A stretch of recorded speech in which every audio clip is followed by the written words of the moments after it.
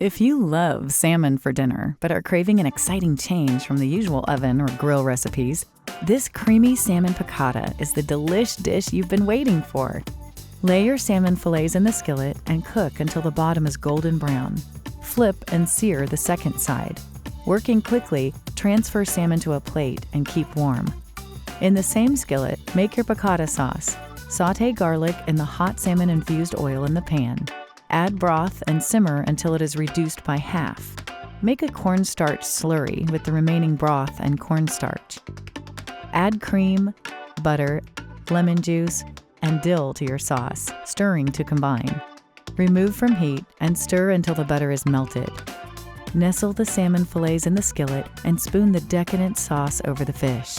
Scatter capers and parsley over the salmon and serve hot.